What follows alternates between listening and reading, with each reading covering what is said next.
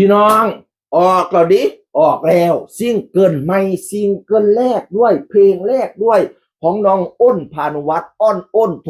ทอหกอ้นชิงซ่าสวรรค์พี่น้องเอ๋ยในผลงานเพลงหมอลำน้อยหมอลำน้อยมือนี่6 โมงแรงปล่อยซิงเกิลแรกน้องอ้นพานุวัฒน์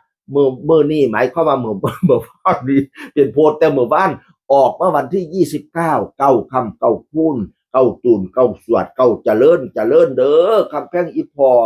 ทีมงานของกองไว้ได้เทิงคณิธายอดจำปาเทิงผัวเทิงเมียแซ่ซอยกันโพดซอยกันน้องคณิธาน้องเบลคำมาโพด6 โมงแรงเด้อว่าสันเมื่อวานนี้โพดแต่เมื่อวานนี้พี่น้องเอ๋ยซิ่งเกินไม่หมอลำน้อยน้องอ้นพานุวัฒน์ก้องห้วยไร่คำมาโพดคือกันหมอลำน้อยก้อง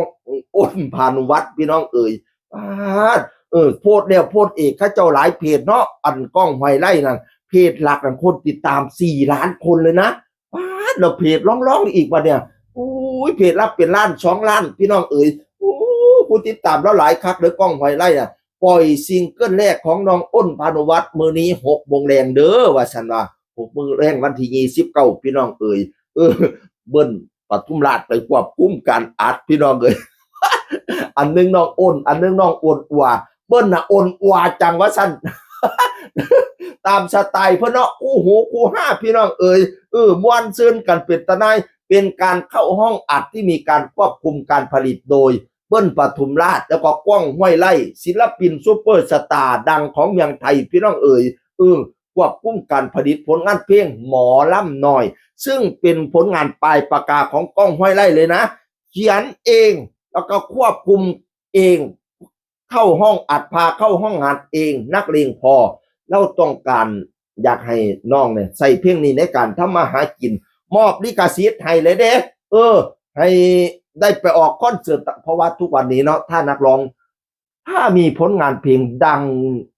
ไม่ต้องอย่างดังเยอะดังแค่เพลงเดียวนี่ก็หากินได้แล้วพี่น้องเอ๋ยส้มเจ้าไปเบิ่งหมอลำตั้งแต่ก่อนเนาะดังมาเพลงหนึ่งนี่หากินก้องไว้ไล่นี่ดังเพลงแรกใส่ว่าสิบอทิมการจากนั้นแล้วก็หากินจนเราหุงเฮี้ยงเลี้ยงเหลี่ยมบิวจิตรริยากับห้อยกอดผู้ยอดรวยดังแล้วก็หากินอยู่ทู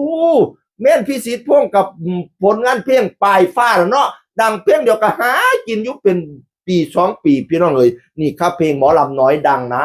อ้นพานุวัฒน์ก็จะหากินอย่างอย่างเมามันขนาดยัง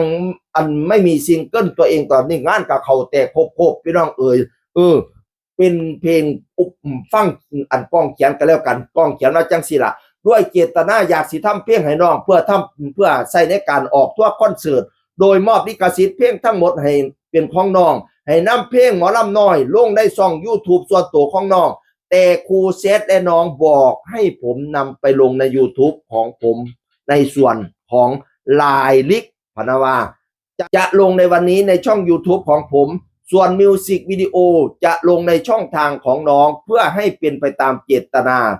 ทั้งของผมและของน้องกับคุณครูผมจะนำรายได้จาก YouTube จากผลงานเพลงนี้ทั้งหมดมอบให้กับโรงเรียนท6อุดรธานีเพื่อนำไปต่อยอดและเป็นทุนการศึกษาให้น้องรุ่นหลังในการลุยแข่งขันในปีต่อไป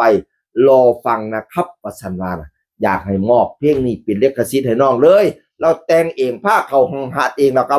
มอบเพลงให้เลยแล้วฝากเตือนด้วยนะใครที่ตอนนี้น้องไม่ได้สังกัดใครสังกัดตัวเองใครที่คิดจะมาหากินกับน้องเอาเปรียบน้องแล้วก็โบกเกอร์คนไหนอยากจะเอาเปรียบน้องมึงเจอกูว่าสั่นเราคูไว้เลยเพราะว่าหลายคนกระจ้องอยากสิเอาเปรียบเนาะเห็นกำลังดังเนี่ยแหละอยากเอาเปรียบตอนนี้ก้องบอกว่าน้องอยากเป็นนักร้องกระแสอยู่มารอลุ้นกันว่าน้องจะก้าวผ่านไปสู่นักร้องซุปเซิร์ฟสตาร์หรือเปล่าตอนนี้เป็นนักร้องกระแสมาส่งกำลังใจให้น้องอ้นก้าวไปสู่นักร้องซุปเปอร์สตาร์พี่น้องเอ๋ยเมื่อวานนี้ออกซิงเกิลแรกหมอลำน้อยเข้าไปเบิ่งในน้ำกันพี่น้องเสียงคนเก่าเว้าสู่ฟังสวัสดีครับ